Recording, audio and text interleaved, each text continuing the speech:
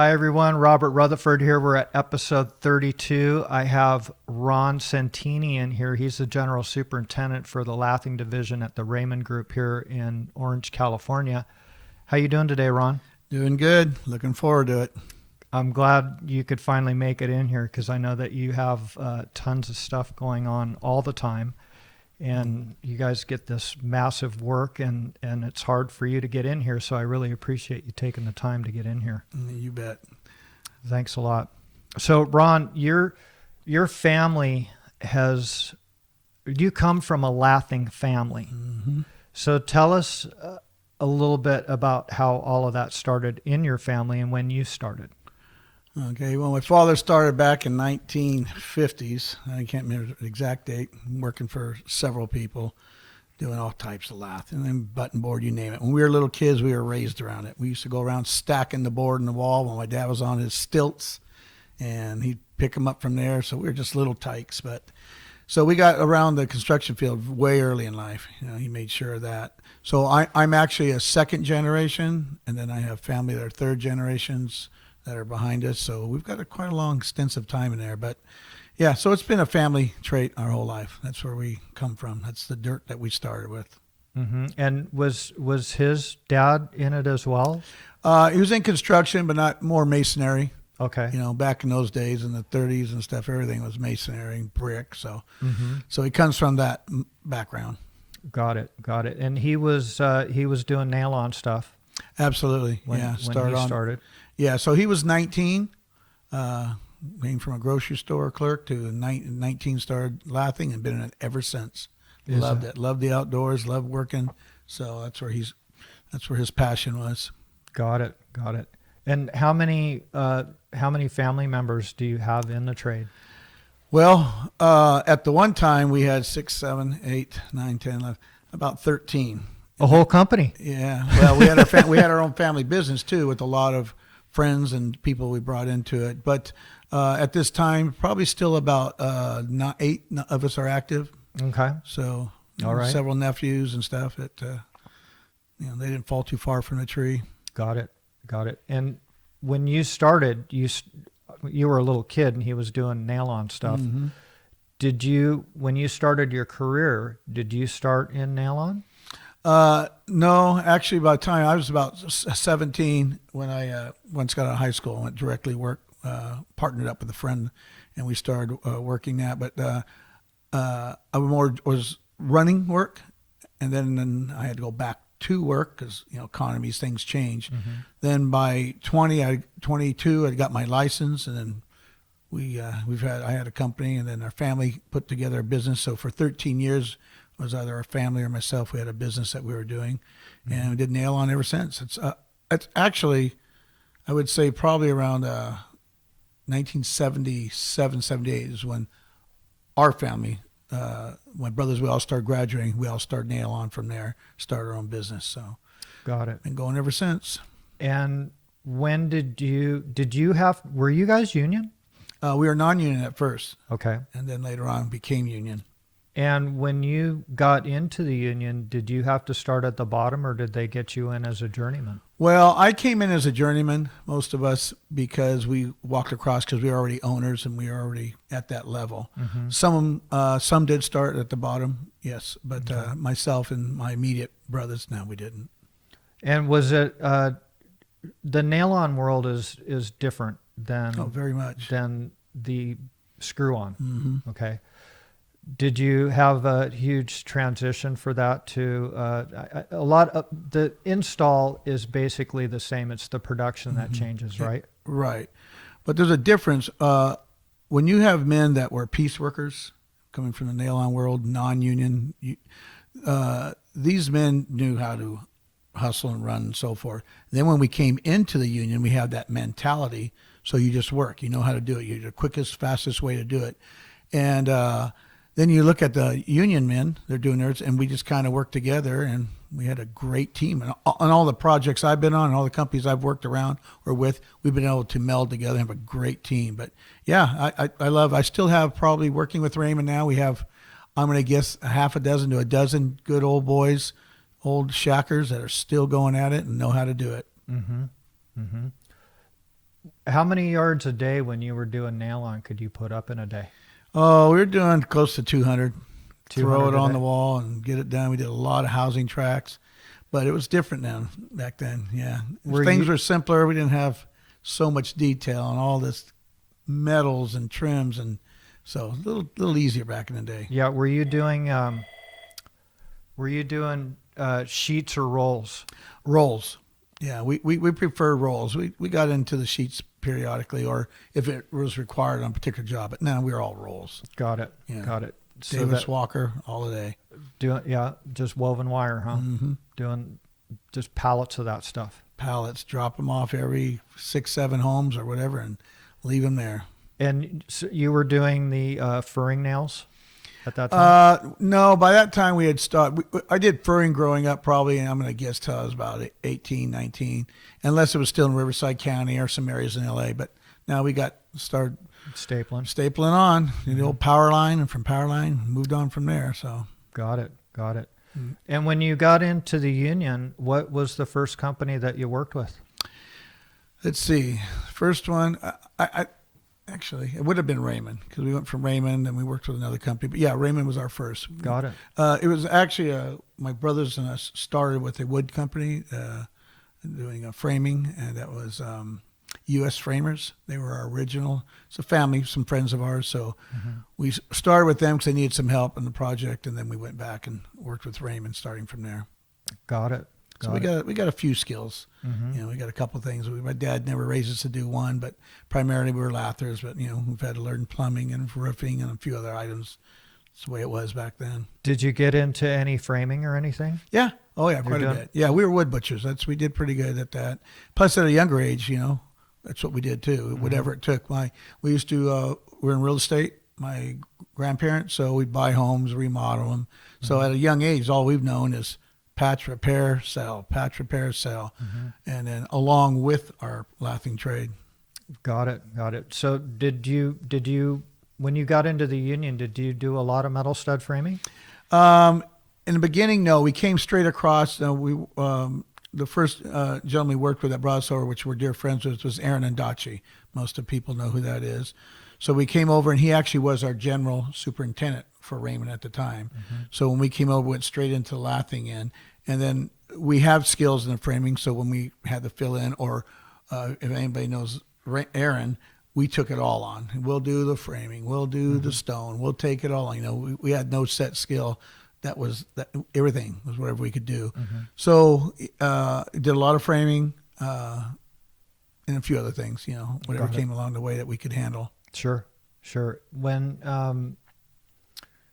I was working for Raymond, I was hired as a lather, and we would do metal stud framing. We would do the trim and the lathing and so forth. But what they had us doing as well is anything that was veneer or blue board or anything like that, they actually had the lathers hanging now. Yeah. Do they still have that program? No, we've kind of changed that department. We have hangers but yeah, when I first was here, it was in 97 when we started. Yes, they were still doing that. When lathers were handling the board, started in the Dens glass, but it's always been a joint venture with the carpenters. Yeah. Just depends. If we could handle it, we'd handle it. If we couldn't handle it, they'd say, well, we got it. We got hangers. So, but Raymond's good that way. They're very diversified. Yes. So, I know there's some companies that say you're best at what you do, and that's it, and you don't have it. But Raymond's been able to diversify everybody. They cross train their men. Absolutely. That Yes. way you're good at all of this stuff. Yeah, and then you got a good employee, and plus you're not losing and trying to find. Now you have to create 300 men when if you can do it with 150, that can continue to do the same thing. So you don't have to always go out and find different tradesmen for that particular. But it's smart on their end, and they believed that from the beginning. When I first started, I thought, okay, well, usually we handle our own. Okay, well, now I learned that we're going to go and help here. We're going to go and do this, and if it's in our scope, hey, what part? How much can you handle that scope? So I thought that was a smart way to approach it. As I got older, Sure. yeah. Sure. What do you think of these new apprentices that are coming into the game? Well, back in the day, and I'm going back 20 years, we loved our apprentices because they all had heart. They all wanted to get involved. Construction was something everyone's wanted to be part of. And then we went through this change in how would you say it? Generation change, we might say. And then Sure. a lot of individuals don't want to work. They want to, they got all the new skills. They want to be in the computer world, and they want to have everything's done on a laptop. So we found that for, I'd say, the last 15 years at least or more, they don't want to work. And the few that we could find, then you get, maybe 30% of those. I'm just giving some numbers that I think.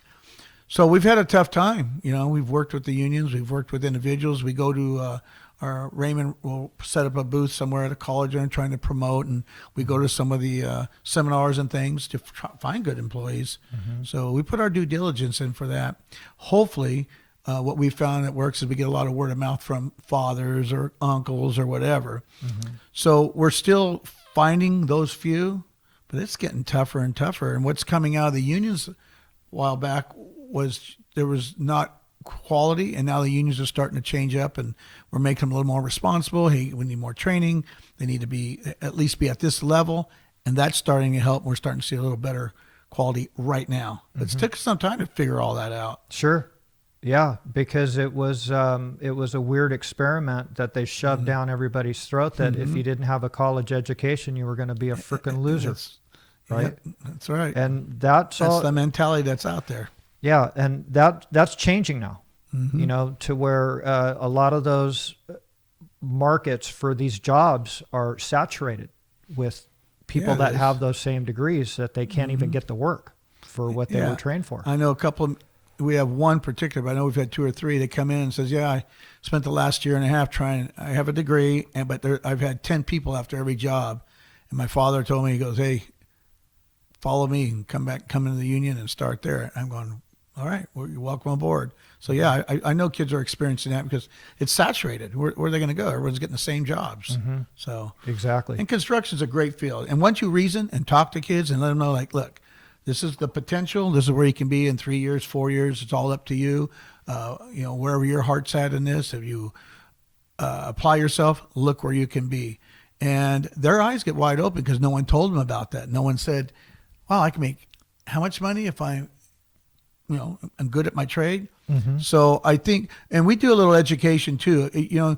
If you sit down, now I don't remember if it was the unions or who, they used to have a little scale. If you wanted to be a chiropractor, this is how much time it would take. If you want to be a doctor or a dentist or whatever. And even I think there was a couple other trades in there. And they tell you about how long it would take to reach that and about what you could make over your lifetime and how many years you had to put in. And, you got to pay back your tuitions and all the things that go with that. Then we would show them, well, you could start at 17, 18, 19, 20, whatever, and you do your 30 years, and within 3.5 to 4 years, here's what you can make as a journeyman, and here's what you maintain, and at the end of your 30 years, if you choose to retire, look at the amount of money you would have made. And these young men over here who went in those other trades, they still got 10, 15, 20 years to go because they haven't even had a chance to do their 30 because they've had to pay back everything. And we kind of use that little scenario, and it works with kids. They're like, let me rethink this a little bit. So, well, you're getting paid to get trained. Exactly. Yeah. It's a beautiful thing. And tell me if you agree with this. You're really not a journeyman until you got 10 years in. I'd say they're getting up there. Yeah. When they journey out, they got a ways to go. You still got to learn scheduling, and that stuff don't come overnight. 10 years is probably the minimum. To where you know how to improvise. You can get into a situation and you work with what you have, and you can make it look good when it's done. Right? Yeah. And along there comes all the experience, and they're able to make better calls, and that's what we're finding is working for us. But it is every bit of 10 years minimum. Are you guys implementing lean construction in training in your operation? Yeah, some of the superintendents that I work with, yes, that seems to be a little more what their program is. They're trying to. See, you already knew that because you were a piecer when you started. Absolutely. Right. Yep. And so every move had to count for you, otherwise you'd go broke. Yep, you learn the quickest, fastest way of doing it safely. Of course, back in them days, we were not as safe as we are today, but anyway. But yeah, and that's where it's at. It's a mentality. This whole trade, you have to have a mentality when you come into it. You know, you can't come in and think, oh, I'm just going to sit back and money's going to flow. I mean, you got to want to have heart. You got to enjoy. You got to be a part of it. You got to be proud. And those are the things we're trying to implement in our young men now. We just tell them, goes, hey, look at what you've built. Look what you were a part of. You know, we have found, like, for instance, on the Ram Stadium, kids are so excited to say they've had a part in result. And we're finding we have developed good kids off of that project because they're proud of it. You know? So we thought, okay, well, you know, we can capitalize on that, you know, by telling these kids, hey, we have some really nice projects, not just, hey, you're working every day. Hey, go to that job, go to this job, but let them be proud of the project they're on. You know, we got some, you know, for instance, Disney. We'd say, hey, we got the Disney projects. We get to work over here. And the kids, their eyes light up, go, oh, yeah, I want to be part of that. So it's all in how you approach it, and then it's how they apply it. And we've been getting some pretty good employees that way out of it. Yeah, well, that's inspiring for them, and it gives them some bragging rights. Exactly. Right. And, you know, like we've discussed this on previous episodes, that you get some self-gratification out of this. So when you started, there was nothing there. And when you walk away from it, you can see results, and that's gratifying. You know, it gives you pride. You know, when you see I think these that's things. where it's at. You feel proud of what you've achieved or what you've done. And Raymond has always gotten a lot of high-end projects, you know, very difficult projects to build, and that's gratifying too. Yeah, when I came here, I originally didn't want nothing to do with bigger business. I wanted to stay with our family. We did really well and everything. I thought, okay. So when we came over to Raymond, I thought, all right, let's see how this works, see how we're treated and everything. And it worked out. But the caliber of work, starting from, I remember Soka University was one of my newer, bigger projects I started many, many years ago with them. I went, wow. You know, I was extremely proud to be a part of that. And then we went to jobs like the Pelican Hill, and then we did Wilshire Grands. And as you look and you do all these beautiful projects, you say, man, this is really quality. This is just a whole new world. Sure. You know, you're not just doing strip malls and little hotels and shacks. I mean, you're a part of something that's bigger. And so even I, myself, and my family were like, this is good stuff. Yeah. We can do this. Yeah. I mean, I worked at Disney when I was 18, you know, doing tying lath and everything. And now here I am, going to be 58, and I'm still working at Disney regularly. Yeah. And so, you know, even though they're difficult to work for, there's something gratifying about that. You know, it's just nice to be able to say, yeah, we've been able to work on certain projects. So, yeah, there's a lot of pride that comes with it. And I'm very proud to work for Raymond. Raymond, they get it done, you know, and many companies do, and Raymond's one of them. They get it done. So we're pretty excited to be part of it. Yeah, they have some great talent over in that company. Yeah, they do. And are able to get this big, high-profile work, you know, with the talent that they have. You know, they couldn't do it if they didn't have the talent. No, right? It's, yeah. You know, I tell people I appreciate what you do in the offices and everything, but when a man can go out in the field and pick a job and schedule men and schedule the time frames and work overtime and night shifts and day shifts and all that, that is where your money's made. The brilliance of an individual that can learn how to do that for you, and you can trust them. You know, it's impossible to find a lot of men like that. Sure. So when you do, you take care of your men. And fortunately, Raymond has several men that have that qualifications to do that. So I'm really proud, and I trust them, man. I mean, I've been around them long enough to say, you just say what, when, and where, and we'll follow your lead. And that's kind of big, because I'm kind of person that's always hands-on, and I like to, let me double check it.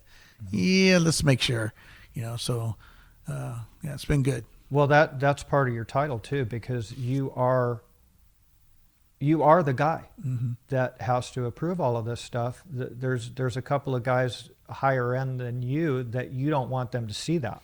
No, right? Yeah, I don't need Eric in my back. Right. Well, exactly. And he hired you, so he doesn't have to look at that stuff, So, right? yeah. And so that's part of your title is I making sure that have to tease him sometimes, because I tell him we were friends before he was my boss, we were coworkers. So I made some cards that say, "May I pull the friend card today?" Because you're not going to like the actual subject.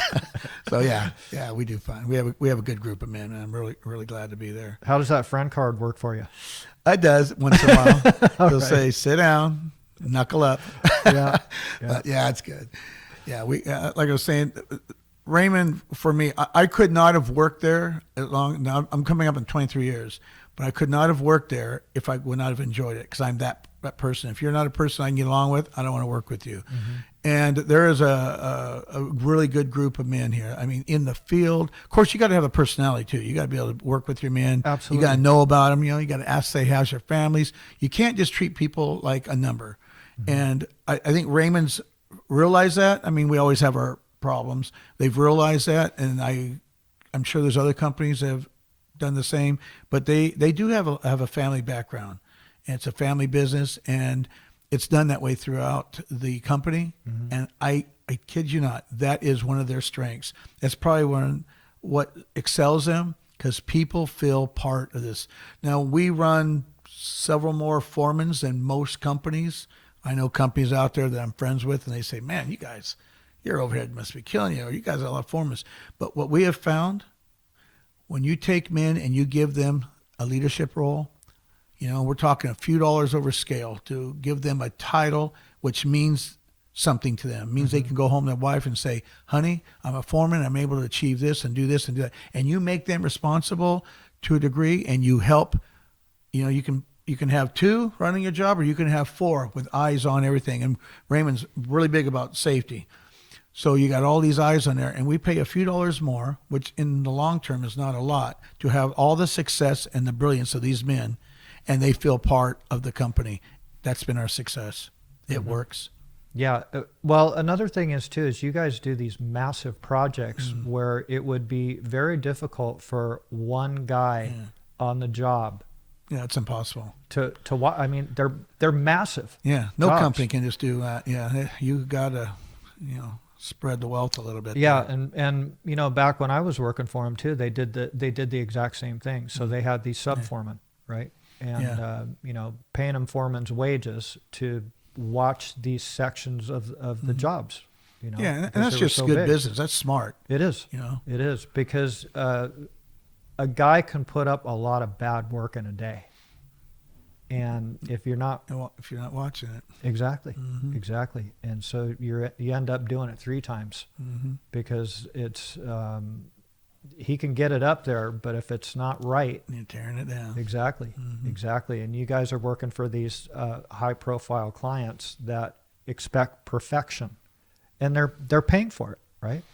Yeah.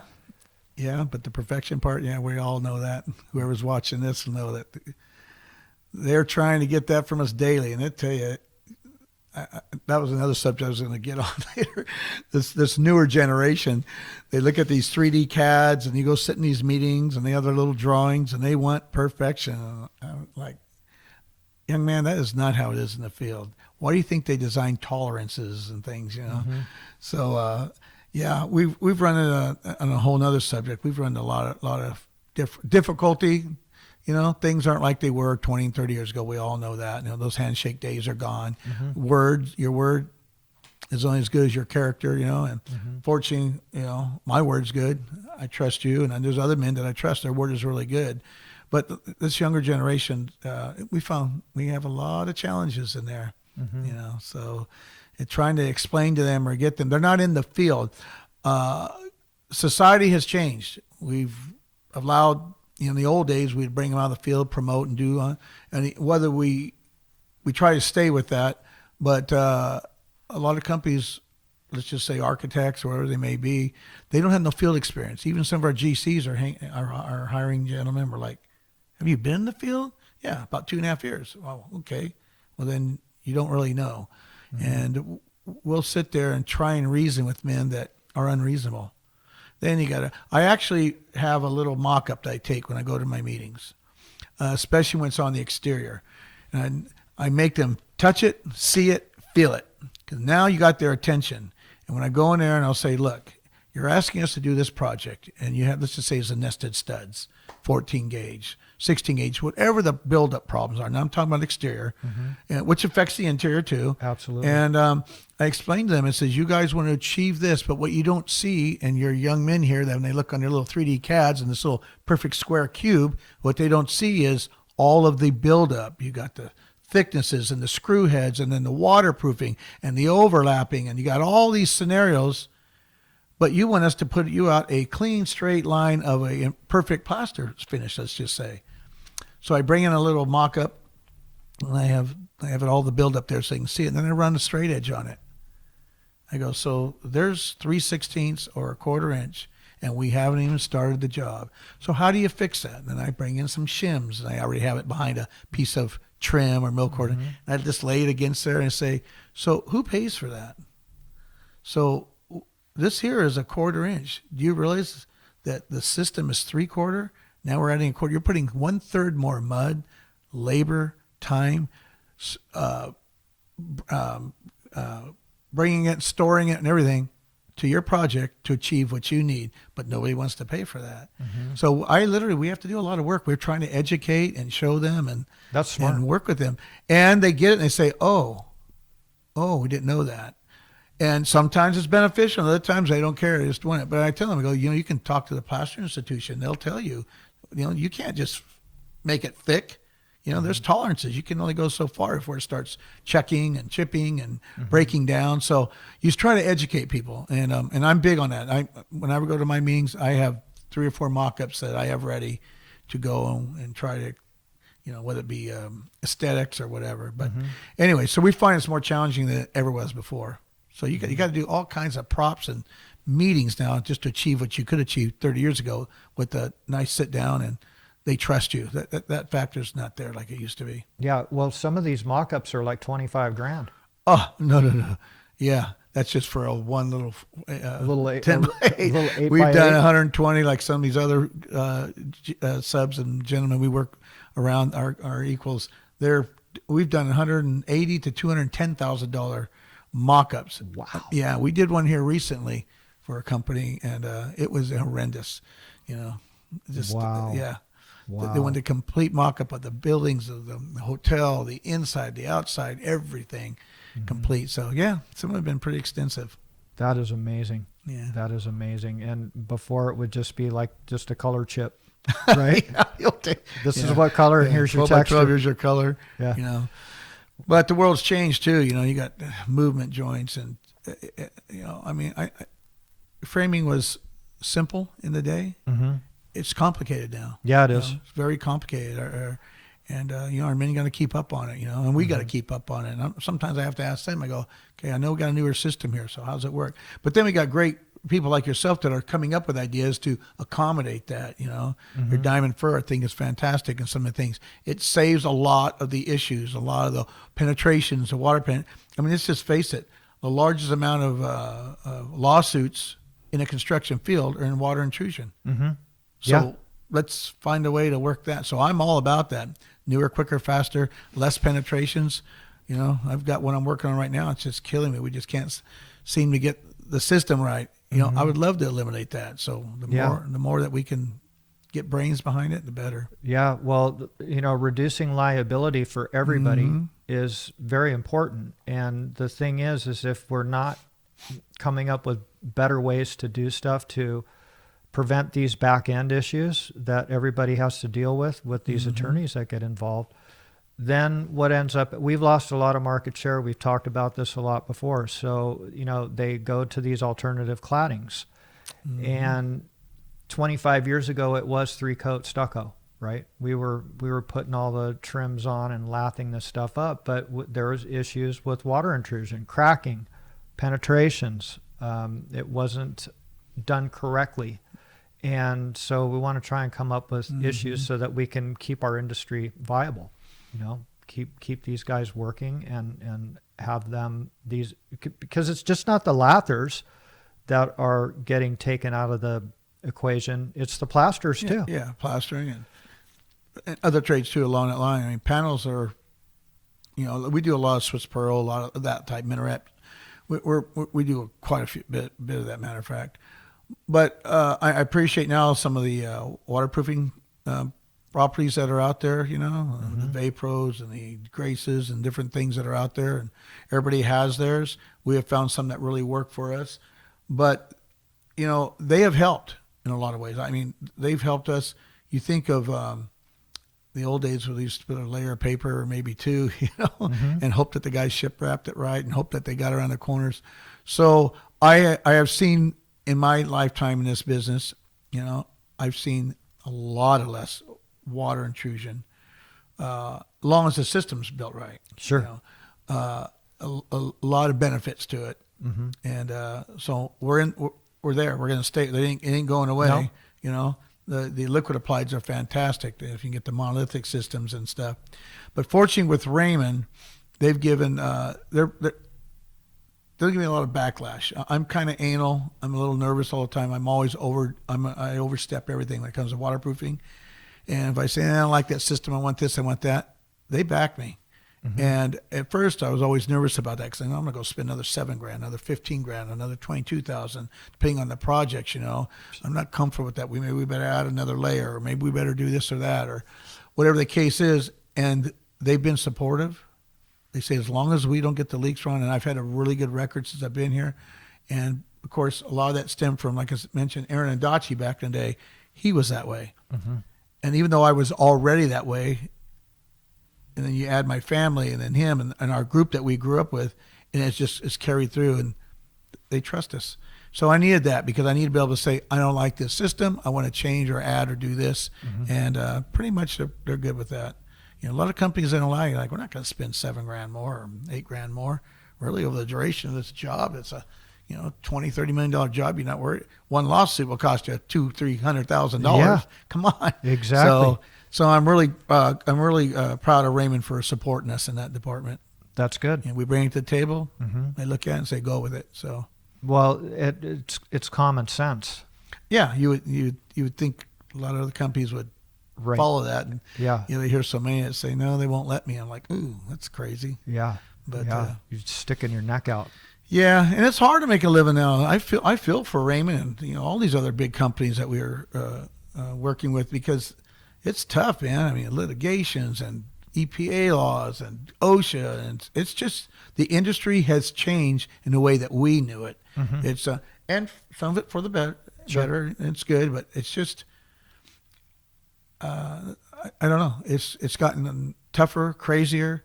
It's more about and a lot of things. These durations, we didn't have them like we do nowadays. You've got 22 days. You've got 2 months to be here, regardless about the steel or the other trades, the MEPs. So the trades have really, or say the industry has really changed in that department too. It's a challenge. Yeah. Well, doesn't that come down to the project manager? Well, if you're a fucking manager, manage the goddamn job, right? Yeah. Well, I mean, that's the way I look at it. You would think that would be it. Well, I mean, that's your title, right? Yeah, so when this stuff isn't coordinated, dude, that's your gig, right? Why are you... The windows aren't in this, or the door frames aren't here yet. Like, we didn't bid this for a patch job, and you're shoving this down my throat to get it done with your schedule that you have. So that's the key word. A lot of these men, these GCs, do not know how to build a schedule. They look to us to say, well, what time do you need? And we will go and say, well, here's your end date. Plaster, cure times backwards to here, to here, to here, to here. It's amazing how many of them go, oh, okay, yeah, we'll work with your schedule. I'm like, really? Yeah. Well, it took you. Is this guy serious? Yeah. And you're this company, no names. Yeah. And you're a senior. Holy smokes. Yeah. So that's tough. I hear you. That's tough. And the thing is I hear it from guys like you that come in here every day and are talking about stuff, these types of issues as far as the schedules, where it's a sequence that has to happen before you can go in. And when you go out and pre-walk a job, like your company says, okay, Ron, you're out here, and then you pre-walk it and you say, this isn't done, we're missing the backing here, the door frames aren't in, we don't have the sheet metal guy didn't come in and do his stuff. So when that's done, call us and we'll come in and we'll take care of it. Our scope of work. Oh no, can you go over here and, go over to the southeast corner, and then on Thursday go over to leave the it loose. We'll northwest? fix it later. Yeah. Right? I mean, but Yeah, it's a a lot of mess. times you have to do that, but that's not how you make money. Right. Yeah. They sometimes I think they think everything can be solved with money. Well, we can pay you to go back and fix and do that. I go, but there's other issues here. It doesn't mean it's a proper. Maybe we have more opportunities for leaks, or I don't care if it's interior, exterior. There's always if you don't follow the sequencing, you open yourself to other problems. So, but schedule's everything. I really believe that. And you can't always follow that fine line, but you got to have something to work with. Sure. And then men know how to gauge. You got to give your men. Our jobs, my job particularly, our jobs are to make the field successful. We are here to help support you. What do you need to make your job successful that I'm not seeing? Now I can just walk in and say, why aren't you over here on grid line 8 or B or whatever? But that doesn't do anything. I don't know. You need communication, and I need to know what can I do to help you be successful. So once your men know that you're working with them and that you're not down their throat and you're trying to be a team player, we've had great success at that. Sure. And most smart companies do that. That's they don't walk in with their feathers up and saying, here's how it is. They go in and you work with your men. Exactly. Exactly. And your foreman didn't get there because he's a freaking idiot. That's right. He was a sharp guy, and that's why you put him in there as a foreman. And the thing is it sounds like your communication with your foreman, you don't have, your ego's off to the side. You don't have an ego going in that you're better than him, right? No. So No, you want to listen. I don't practice that. You want to listen to what he has going on and come up with a solution for it, between the both of you, so that you can get the thing done. Yeah. Right? You can talk about it all day long. If you can get your head together and get the project on the wall, get going, you're going to achieve your goal. Fortunately, on my end, I'm real proud of the guys I have. I have 7 direct foremen under me that run, and I tell you, I couldn't ask for anything better. I have wonderful men that we communicate well, and then that's just in my exterior end. And then but I've noticed when you work with your subs, you really work with them. You have a meeting prior and say, hey, man, we're here to work with you. What can we do? Let's get on the same page. You get one rotten apple. You had to experience this in your career. It could be one of the MEPs, whatever it is. It can put a knuckle wrench in everything. It does. Now, everyone's, all right, we're going to work around that guy and make everything worse and hard. But when you get a good team out there and they're working, and we try to do that prior. We have meetings prior. Of course, in this trade, you work with a lot of the same, union subs quite regularly. Sure. So you learn who's workable and who's not. But boy, that's a success. Absolutely, We put in the time in the beginning. We'll spend the money to try and get everything worked out for a flow. We don't just go there. Okay, we start in a week. We've already done a lot of homework, and I'm sure a lot of companies do that. But Raymond's really good at that. They spend the money in the beginning so that we can make it in the end. So yeah, the back end is what kills you. yeah, it will. It'll bite you quick, and durations. You're done. So no. And then not coordinating this stuff with the other subs that are on the job. Well, it's key. It's a fight the whole way through. One guy's burying the other guy, and you're ripping your stuff out and redoing it because he didn't come. He's trying to get back at you. It's kind of like a hockey game, Yep. You can always get back and forth. Yep. You can always get back at them, and people do. And that's not fun. No. That's not good for anybody. You start back charging here and there and just create a big mess. Yeah. So you're making enemies, and that's very smart to get in there in the beginning. And the thing is they're all kind of the same, the jobs. They're all getting more difficult with what has to be done on these projects now. But the glazer knows what he needs to do. He knows the sequence of how the stuff goes in. The AC guy knows the sequence of how his stuff goes.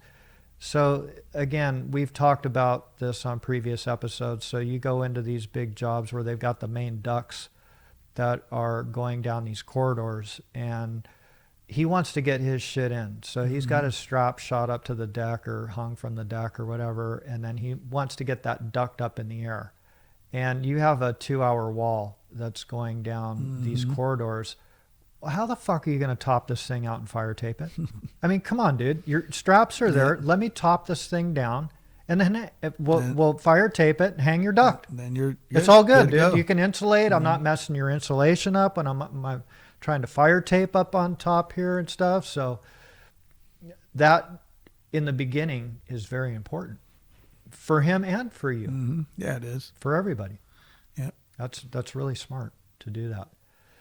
Do you handle any of the framing aspects for Raymond out on what you're doing now, or is it just strictly lathing? I handle, at times I handle whatever that system may be. Sometimes my men will take on from the framing out, do the exterior.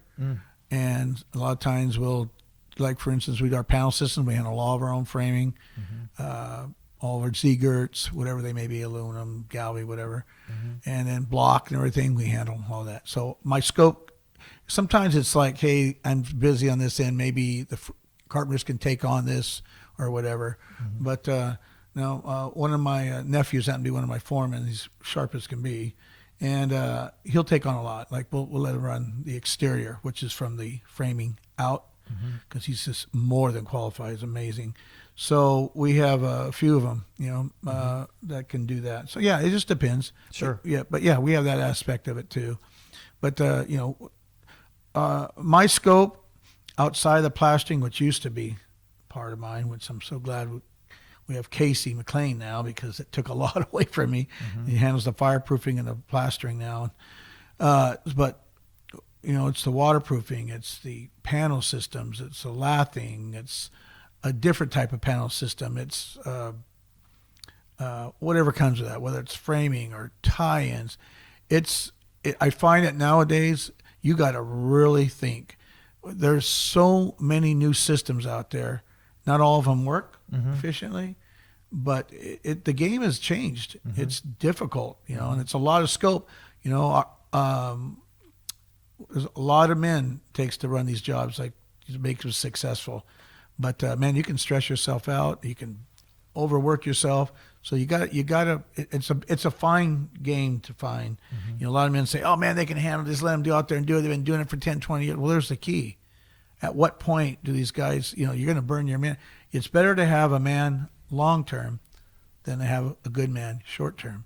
So we're. I find with my men here, I try to support them, give them the help they need, because these guys are sharp. But I don't want to burn them out, because I need them to stick around. Sure. They save my butt in the field. I mean, these guys, make me look good, because they've learned, okay, this is how Ron wants it. And that's another good thing.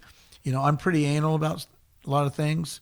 Not a tyrant, but I'm anal. This is how we want it. When it's your turn, then you can do it your way. And fortunately, these men follow that. And I can sleep at night, because I know they're 80, 90%. I just got to watch a few things, and they're on target and how I would be. So there's your key to success right there. Sure. Any company. Absolutely. If your men care and watch. And so anyway, for us, and for me, that's been my success. Does the management at Raymond, do they consult you like pre-construction, like when they're looking absolutely. at a job? Our vetting meetings and everything. I'm way involved.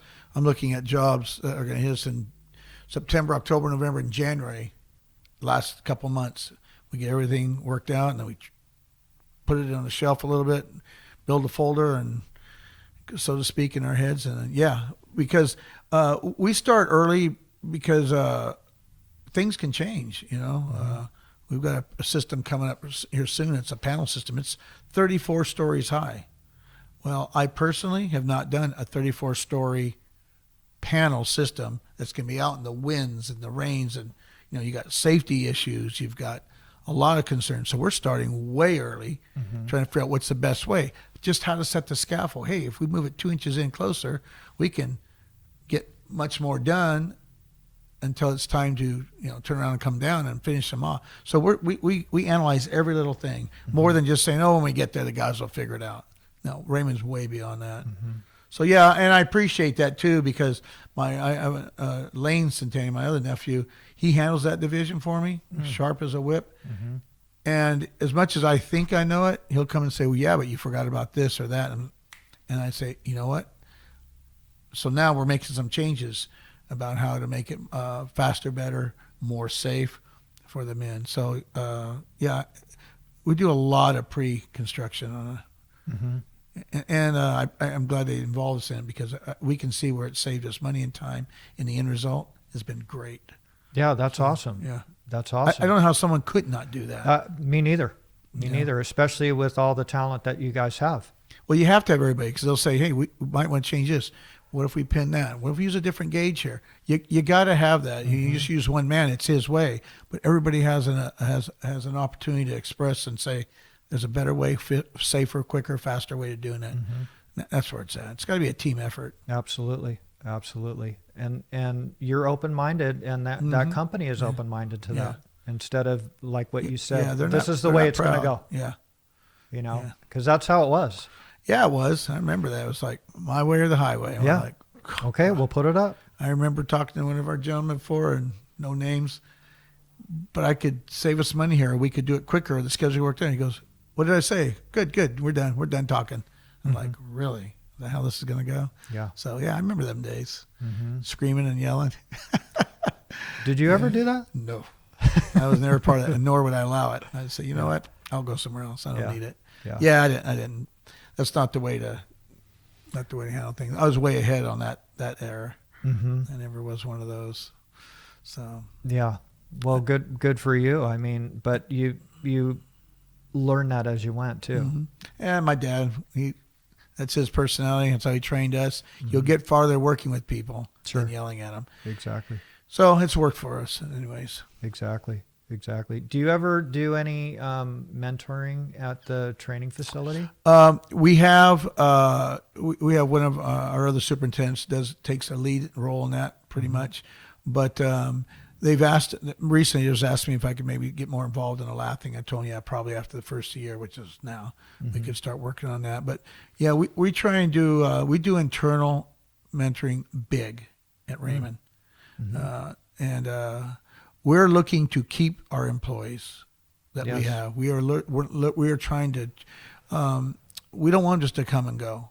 We literally are trying to keep them in house and train them to be a well-rounded employee. You know, Raymond's changed, and I'm going to guess most companies are thinking this way too. In the old days, you were a lather, or you were the hanger, or you were the carpenter.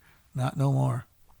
We are well-rounded. We're trying to train everybody to basically do anything and everything.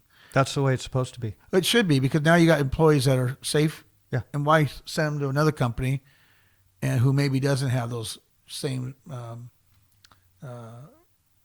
safety guidelines or whatever it is, or and why go train these kids and they go over there and show them, hey, here's how Raymond does it. It's quicker, faster. You know, we don't want our trade secrets out there. Everybody has their little thing, you know. Sure.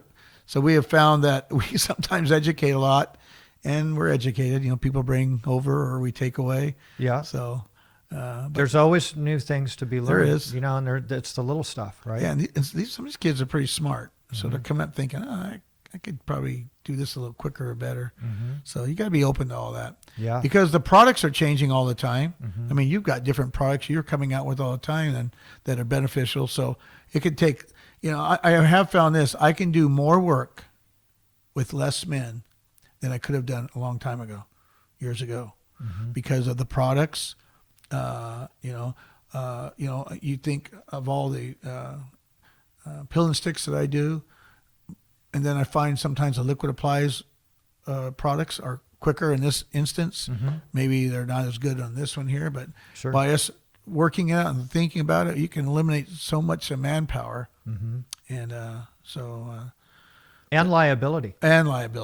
Big time liability. That's what you're looking for. Yeah, for me especially on my end. Yeah, you wanna prevent that or eliminate it. You know, as much the as least possible. amount of penetrations I got, the better. Yeah. So yeah, yeah, that's smart. Did you ever want to not be in a management position and possibly go into estimating? Not so much estimating. That's never been mine. I'm a field guy, but there's times I wished I was back in the field. You know, because you know. Less responsibility. Yeah, people in the field say, "Oh, I want to be a manager. I want to be a superintendent. I want to be that." And it's not always cut out that way. For all of us that are out there that are doing it, we know what it's like. Everyone thinks, oh, you go to lunch and you do this. You're just driving around in your truck yeah, all day. Yeah, well, try doing that, getting up early to beat the traffic and run to the next truck. Yeah, I was telling somebody the other day, the jobs are no more than 22 miles apart. I had to go to 3 jobs. Mm-hmm. So by the time I got to one, it says you were 22 minutes away. It was only 6 miles. Then I was 45 minutes away, and it was only 9 miles. I thought, what? Yeah. Just traffic all day long. Yep. And they wonder why we're always anxious and Mm-hmm. irritable and all that. But yeah, it's a lot because you're responsible for a company. Yeah. And our company is a large company. And so for those that are out there that, you got to make decisions. You got to hope that you place the right placement. You got to make sure whatever your role is, it's a lot of work. Sure it is. It's not just. What are you sitting putting back. 12s in? Oh yeah. Yeah. We do 10 minimums and 12s. Yeah. That's a no brainer. It's tough, man. Yeah. And then we get a little relief when work comes to the end a little bit, a little calm. We only do 9s and 11s. So that's kind of nice. Oh yeah. It's like working a half day. I tell the men, I go, when you're in the senior positions like this, you're doing that. Well, you look forward to retirement sometimes, but you love your trade. I've had a great success working in this trade. I love it. I love construction in general. I've always been that way. My brothers are, we're mechanically inclined in whatever it is. When I build a tree house, we're there. Hang a door, we're on it. So it's in our blood. Sure. And I think that's what separates a lot of men. You got to enjoy where you're at. It can't just be about the dollar bill. I literally enjoy seeing these men. I don't know, for all those that knew Pete Burns, he was our general superintendent. When he left, he told me, because, Ron, it's not the work I'm going to miss, it's the men. I thought, you're so good at this all your years. I get that now. You build relationships, people you can trust, you got to Sure. work with, they got your back. You have gatherings with them, you go to dinner, whatever the case is. These men in the field have babies, they have wives, and one thing that Raymond's done well too is when we have our big projects, we try and get the men together. I like to incorporate, let's get the wives and the men together. We're trying to work on that more. And then they can see who their husband's working with and who John is and who Bill is. And, that's his wife. And then you got a bigger support group, because some of these jobs are 2 and 3 years of just hell for these men. Yes. Man, and they're missing their soccer games and whatever. So they have the support in the beginning, but, let a year or 2 go by, and then they got stresses. So the more that you can do to eliminate that, you're going to have bigger success. So there's just it's another area. Actually, we're trying to implement that a little bit more now than ever before, because these big, look at the stadium where I've been on there for years, the Wilshire Grand for years. These men are dedicated, they're like every company. You got those men that are, this is my job. I signed up for it. It's what I got to do. Yeah. And they're loyal and they're hardworking. And those jobs are even more difficult just because you can't pull up to the job and get out of your truck and go to work. Yeah. You're freaking 45 minutes just to get in the gate. Yeah, we have a third shift. We run three shifts over at the stadium. Is that right? Yeah. Well, and not at the moment, but when we were doing that, our third shift was strictly loading, unloading, and cleanup. Not really sometimes a working shift. It was a organizing, and it's funny. You just we're gonna have third shift working. Nope, it's gonna deliveries and trash and so it takes a lot. The jobs in the end, you're proud to say you're on it, but what we go through, all the trades that know this, what you go through to get to the end, nobody could ever understand. No. Sitting in their living room watching TV, like, they built the stadium or whatever it is. Yeah. A lot of stuff goes through there. There is. And they wonder why we stressed out and have gray hair early. So you're doing pretty good, dude. You're doing pretty good. It's called dye. Yeah. No, it's good. I got good men that's keeping me a few hairs left. So got it. So what do you? I know you're a surfer. I like it. Love the water. Yeah. Yeah. You been out lately? No, not immediately, but I'm looking forward to it. Yeah, I got some days coming up here we're working on.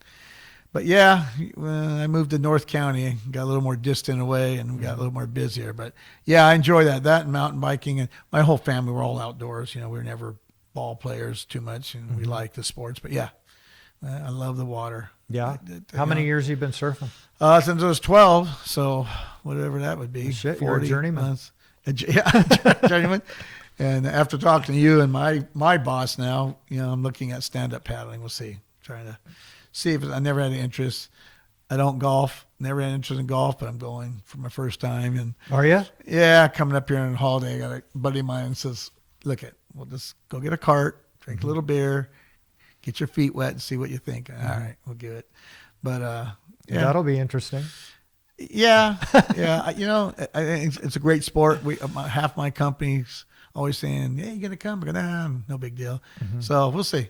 Yeah. Where is that going to be locally? I don't even know. Oh, okay. I think we're doing a 9-hole or something. All right, yeah. I am absolutely oblivious to. I own some clubs. Yeah. I'll tell you that. All right. Yeah, so that'll be interesting. I'm For finally you. use them. I actually have been to a range a few times. Okay. On that end, but I've never played on a course yet. Yeah.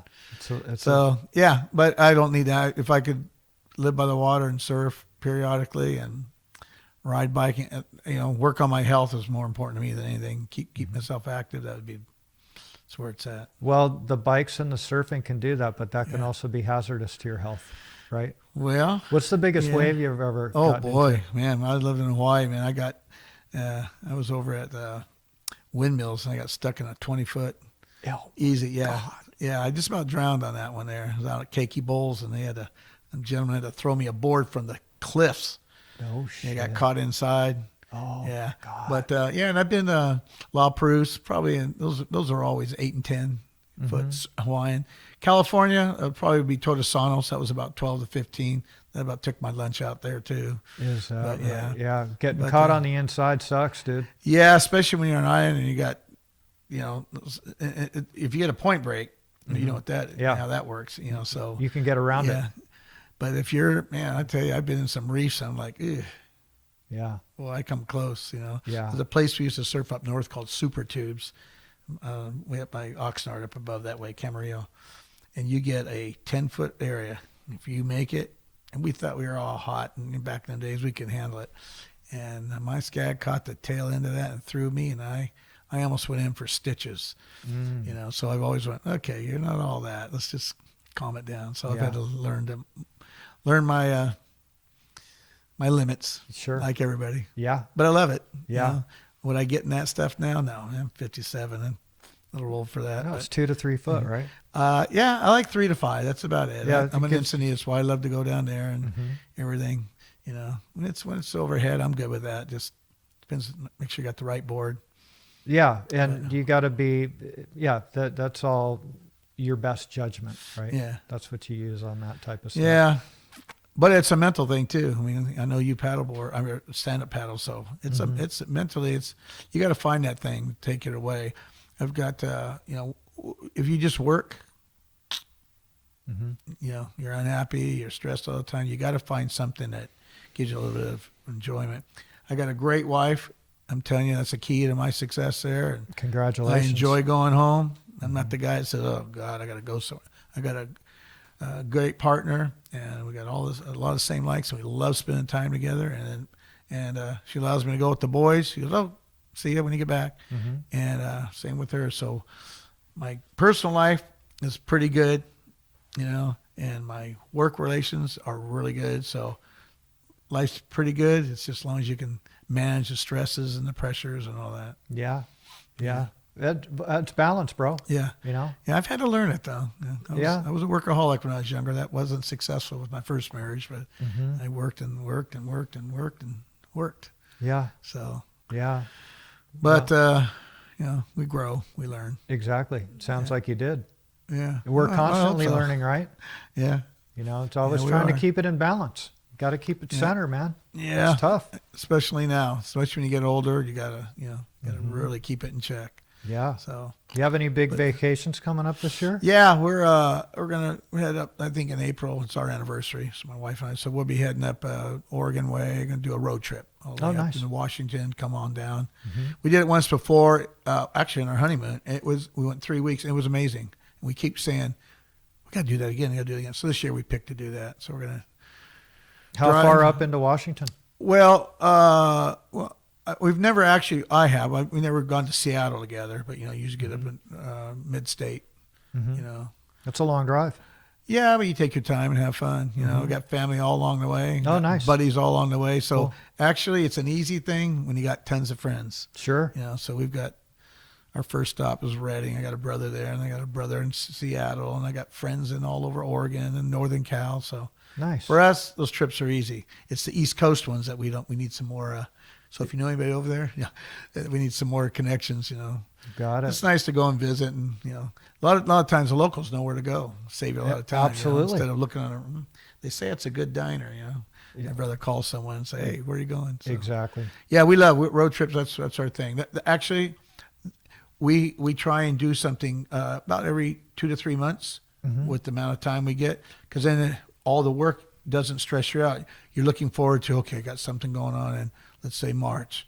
Okay, we got something going on in June or July. Sure. We got some, and I have found that successful for me because I never did that before. I was like, crap, I got to take my time, and we're busy, and then I don't enjoy it, and then my wife's stressed out all the time, and you're nervous. Now we pace it out, and we look forward to it, and we go do it, and we leave the job at home to it unless it's an emergency. Well, the shit always hits the fan the day before you're going to leave, yeah, right? yeah. You know, That's our last 2 trips. That's happening. It's Yeah. like, really? Yeah, Now the stuff has to exactly. come. It never fails. So now I don't tell nobody. Then maybe they won't know. But Yeah, but you have the type of attitude, even if you would want to take care of it, even if they didn't know. yeah, that's just who we are. Yeah. You know? And you know, it is my responsibility, regardless whether we have a trip involved. And you can't just say, "Okay, I'm gone. It's your problem." Right. You know, it's a lot of homework to do to get that lined up to leave. So, but that's just being responsible. Sure. And I work around those kind of men. There are the 5 superintendents that we have, you know, are all that way. We are like a perfect fit for my lifestyle and our company. So I'm really glad to work with these men. You know, these guys, you know, let's face it, you spend more time with your workers and your men than you basically do at home. And, Sure. you know, you're with them, and you better get along. You better figure out how to get along, because this is who you're stuck with. Exactly. You know? Exactly. So I got a good group. I enjoy going to work. That's the ticket to a lot of these men that aren't happy. They do it because they have no choice, or maybe they have bad home life, whatever it is. You gotta enjoy your work. You gotta be balanced, as you said. So there's a lot to our trade. It isn't just all glamour and lace. Hey, Hell no. Look at me. Look what I did. No way. You get a lot of and our bodies wear out. Sure. I mean, you know, the lifespan of a journey, a retirement, I don't remember what it is, but it wasn't good last No. time I checked. You know, our bodies are geared to do this, and then we go to do this. Then all the issues come, and you know, so Yeah. so it's you know, the end result. You got to stay somewhat active. You got to think of that. And I tell men, plan for your retirement. Don't be afraid of that. Think about how many years. Get what you're gonna do. Make yourself a life. Work with your family. Work with the union. Be loyal. Support. Do what you got to do. And the 30 years, they go by. The first 20, yeah, they take some time, but the last 10, they go by. Hell yeah. And then you're going like, wow, I'm coming up on my 30. Yeah. But you got to enjoy it along the way. If there's anything I could tell individuals off this podcast, is enjoy what you do, or find a way to enjoy it. It'll make it easier. It'll be better health for you. Because if you're miserable, you make everybody miserable. It ain't a quality of life. No. Don't even be in the trade. Exactly. Find a way to enjoy it. Get good at what you do, and make yourself a home with your company. Because they'll look at it and say, there's a valuable employee. Now, Raymond, and hopefully other companies too, but Raymond retires people out at many 20, 30, 40-year people regularly. I mean, we have our vice president is 35 years today. No You know, shit. that's how many years he's been with them. We have people there been there. I mean, Pete Burns was 35 also. I mean, we have lots of 30s and 35 in the field. Our foremans and people are 30 years all day long. So they're coming up, but they're still mentally there, and they're doing it. So I'm very proud to be a part of that. So if companies can instill that, and it makes for better work relations, it makes people more involved. You know, they'll die for their company, so to speak. What do you need? We're here because you've taken care of me.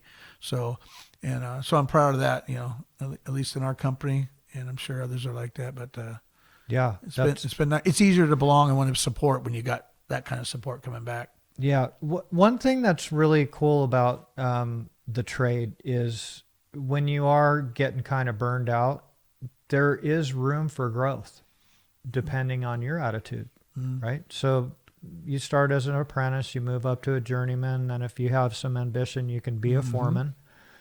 Then you could possibly be a superintendent. You can move into estimating, project management, and possibly own your own company or own that company one day. Yeah, right? the opportunities there for people. Yeah, It's all up to you. We have those that just want to stay at that level. You got to have them. sure. You got people that are aggressive. I think in our company, I just mentioned Hector Garcia. Many people know who he is. He was never going to be an apprentice. He was going to be the best apprentice. He was never going to be a journeyman. He was going to be the best journeyman. He was never going to settle for being just journeyman. He wants to be a foreman. Here he's a superintendent. He's a brilliant man, and he's ready to move on. I'm going like, well, how much farther do you want to go? He goes, Ron, wherever, until I can't work no more. So it's all in what you make of it. Sure. And Such as life. and yeah, but you get the choice. It's all up to you. Exactly. And we welcome them all. Hey, come work for us. Anybody has that attitude, because that makes for, a good life, good employees. But yeah, these kids are coming in. They have that. They can look at this. We want those ones that say, I got a life I could develop here. I can retire. I can do this and that. Take care of my family. That's like any company, that's what we want. But we literally put the time. We spend the money to find those people. We really do. We do. We go to the home shows. We do whatever. We recruit. So Yeah. people think a lot of companies don't put that in there. I'm telling you, we get quality people out of that. Good for you. So, but it's a lot of work. It is. They're not just coming out of the union hall and you're getting a golden egg. No way. No way. There used to be. I don't remember exactly, but people used to say, "Oh yeah, you get 3 out of 5, 4 out of 5." Nowadays, you're lucky to get 1 out of 5 that says, "I got the heart. I want to work for you. Can I make my dream come true?" So you got to find those. Don't tell me, show me. Yeah, Get this shit up. And you can see it, man. I talk about this a lot too. You can pick those guys out right away. It don't take long. No. Yep. They got some hustle and bustle in them, but. So it's just basically got to screen a lot more people to get that many what we used to do, and this trade's not going away. No, I mean, come on. I mean, this is a great living for people, satisfying and everything, but it's not going anywhere. No, I don't care what the corporate world and everyone says. Oh, construction. I told you a story before. I went to one of the dinners one time, and they were talking about this and construction, that, and everything, and. Oh yeah, and he goes, oh, I heard you worked in Pelican Hill. Yeah, we've done that, done some this and that, and this attitude. But by the end of the night, we were all buds and we're starting to talk. Everyone's having a drink and calming down and everything. And then he goes, hey Ron, what does construction pay? And I wasn't, I'm new at this little group. And I said, well, most of my men make more than all you gentlemen here, and a lot of them work for Irvine Company, different ones. And, you guys are making 60 and 70,000 a year, and some of you are making over 100. Well, my guys all make 88 plus. This is a couple of years back, and they're like, "What? You make that kind of money in construction?" I go, "Oh yeah, yeah." And these men are good, and they could build anything, and blah blah blah blah blah. Those gentlemen have a whole different view now. So you got to educate. So the education, the idea with construction was just low life, whatever. I don't know, whatever their attitudes were. They got the big jobs, but now, so I've been around that group, and they're very respectful. I'm like, man, constructions, man, I'm gonna send my kid there. Is there room to put him in there? Sure, there is. As long as he wants to get up and go to work. Yeah. So society has a mentality that can make it or break it for you too. So no mama's boys though. Yeah, none. You can't be a mama's boy. Stay home. Exactly. There's no room for that. Nope. You want to make our lunches for us? Okay. Other than that, that's all right. But so it's a good trade. It's been a great run. It sounds like you've enjoyed it. I've met wonderful people. I love working with you. I love working with all my vendors. But that's my personality. I love working in the field. Everyone needs to be successful. You, me, the company. So you got to spread that wealth a little bit, and then it keeps for good relations and No, I enjoy working with you too, because you're proactive. You want to put your ideas out there and know what our capabilities are and what we can make for you, and you're open to other suggestions to make it better, because that's what you want to do, is you want to make it better. Well, it's smart. I like to know what your capabilities are, so when it comes up, I can say, you can do it. They already told me they could do it. Yeah. Yeah, it takes all the guessing out and all the phone calls, but. Yeah. Yeah, it's all Yeah. good. You've had a great run, Ron, and I really appreciate you taking the time to come in here and tell your story. Sure. People are going to watch this. Yeah, well, I'm looking forward to it. Yeah, it's going to Yeah. be good. I mean, we're going to get a lot of views just from your family. Yeah, probably. Well, we love the trades. Yeah. I love working with you, Rob, and everybody. So why not have fun at it? You know, Yeah. and then put the message out there too. Tell them, we're looking for serious people, and maybe the unions can step it up, and maybe WWCCA can step it. Everyone can help step it up. We can do better for. I mean, the union's strong, but it's got to remain strong too. Absolutely. These guys' livelihoods are there. Yeah. So Yeah. it's all what we all put into it. It's still a team effort. I don't care what company you are. We still have some factors that we all have to support. Absolutely. Hey, so before we cut this off, you had a list of stuff that you wanted to talk about. Did we get to talk about all of it? Yeah, we covered a lot of them. All right, yeah. good. Yeah, Good. yeah. We got the, it's don't want to pick on anything in particular, but the younger ones coming up, try being a little personal. Get off the emails, go shake a hand, go get to know them, interact, find out what we're about. We'll work with you well, So that's one of the things That's I good try to advice. encourage them. Yeah, there's none of that no more. I come. People say you're going to just send them the detail. No, I'll go see Rob, and there'll be no mistakes, and he knows that when I sign it, I mean it. Interaction. Yeah. That's the way it used to be, and you get a lot further. So Sure. So anyway, hopefully someone takes that to heart, and All right. we need it. Again, and that's good advice. I'd rather meet you instead of talk to you on the phone. Ron, thanks again for coming, and You I bet. really appreciate it. Yeah. Thank you, Rob. All right.